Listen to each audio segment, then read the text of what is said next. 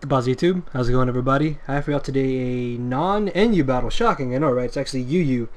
Recently I've been doing a whole lot of NU just because all the other tiers have kind of just become boring to me. NU is really the only one tier where I know I'll get an uploadable battle while still being able to have fun in the tier. But I actually found this old team that I got from Rick, and this is a really fun team. Physically defensive, rapid spinning Blastoise, Mixed Victini, Choice Specs Raikou, Choice Bandit Snorlax, Stealth Rock and Golurk, and Scarf and Mancha. I just really like the fact that he had Golurk, Mixed Victini, and Choice Bandit Snorlax on there. Three very fun Pokemon. So I decided to look for UU battles on Showdown, and thankfully after about maybe 2 or 3 battles, I came across this battle, and this was a fun close game. And actually, before I talk about team preview, would you guys like me to use some of the animated backgrounds for post-narrated Showdown battles as opposed to just constantly using this normal Wi-Fi battle background? If so, then leave a comment down below, and if you guys want to see some of the animated backgrounds, I'll leave a link to those in the description, and you guys can make your decision from there. But yeah, team preview. My opponent has a very offensive team, like literally. Looking at it, I'm pretty positive that his Stealth Rocker is going to be Nidoking, which actually Nidoking as a Stealth Rocker is a really good Stealth Rocker. I've used it myself before, and it can definitely get up rocks just because it really does force a lot of switch outs. With that being said, Nidoking is a giant threat. If I lose Goal or Cobalion after a Sword Dance, it might be a problem just because if he still has Cofagrigus, I'm not going to feel comfortable high jump kicking with my Manchow. Also, Cofagrigus, if I lose my Snorlax, could possibly sweep me after a Trick Room and my team is worn down, so I really have to watch out for those. Also, Porygon Z is going to be a threat if I allow it to set up, if it is a setup set. But I'm going to be leading off on my Manchow, as he's actually going to be leading off with the Houndoom, maybe thinking I would lead off on my Golurk, predicting him to lead off with the Ambipom, because normally 9 times out of 10 Ambipom is a lead. But I did lead off on Mancha. I'm able to go for the U-turn on his Cobalion as I get on my Stealth Rocks. He brings in the Cofagrigus. I make a really risky play by switching into my Snorlax, but I was really positive that he wouldn't have the Will-O-Wisp, so I'm just going to take this chance to go for the Crunch, thinking he might want to stay in and go for Hidden Power Fighting, or Nasty Plot, thinking I can't do anything to him. But that was really dumb on my part because Snorlax do tend to carry Whirlwind, so if anything I should have gone for the Earthquake and I possibly would have been able to take out this Cobalion. But no, now he's at +1. My Golurk is going to be able to live the hit. Unfortunately though, I failed to knock him out, and from the amount of HP that I'm at, I don't think I will be able to live another one. And even after I protect, I won't be able to live it, but if anything, I should have protected, then switched into Raikou. But either way, I'm going to stay in, knowing that I'm faster.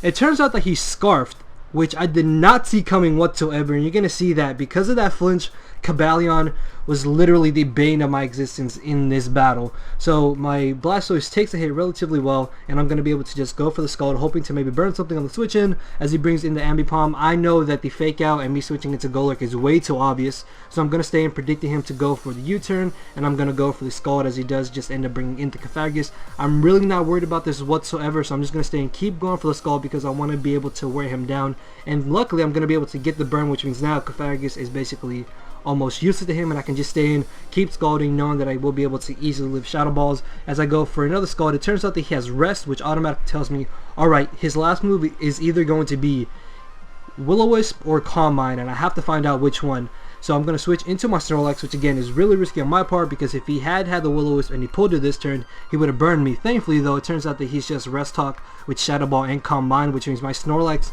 is the perfect switch into this Cofagrigus. As I go for the Earthquake on the incoming Ambipom, I'm able to knock him out, and here I knew the Iron Head was coming. Like, to be honest, I should have just stayed in, risked not getting flinched, and I would have been able to get rid of this Cofagrigus and not have had to worry about it anymore. But I lose my Golurk basically to my own stupidity, but honestly Golurk really wouldn't have done anything against his team after getting up rocks, so at that point Golurk was just really death fodder. As I go for the Scald, he switches back into the Cofagrigus. I'm just going to stay and go for the Roar, predicting him to switch out, that way I could get a bit more rocks damage on another Pokemon. But no, he does stay in, and I roar him out into the Houndoom. I know I will be able to live a Hidden Power Growl, so I'm going to go for the Scald, and I just he literally lives on 1%. Luckily though, this turn is going to make an over prediction by going for the Pursuit, thinking I would want to switch out, fearing another Hidden Paragraphs, which isn't a bad play actually, but either way I didn't want anything else on my team to take a hit. As he brings back into Cobalion, he's going to go for the Volt Switch. He gets a crit, which I'm not really too sure how much the crit mattered or not, because if I would have lived, then I would have got off a huge hit on this Porygon Z, but either way, it's not game changing. So he also just into the Porygon Z. I bring in my Snorlax and I make a huge misclick by going for the crunch.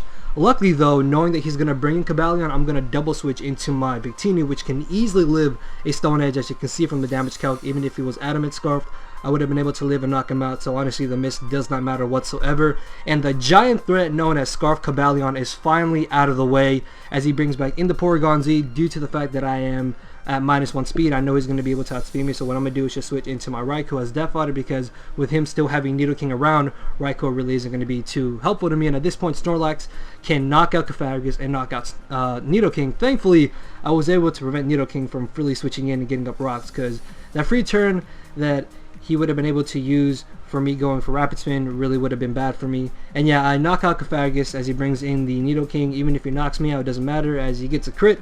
Don't know how much that matters, but I can just bring in Victini and knock him out with the V-Crate, and that's going to be the 2-0 victory in my favor. So yeah, really short, fun, close game. But yeah, anyways, if you guys enjoyed the quick battle, make sure to leave a like, leave a comment, subscribe to some more content, and I'm pretty sure I messed up like near the end of the battle with something that I said, but hey, it's not a 6-foot hacks narration without me making a mistake or two in my narrations, right? And yeah, anyways, I'm out of here. Later, everybody.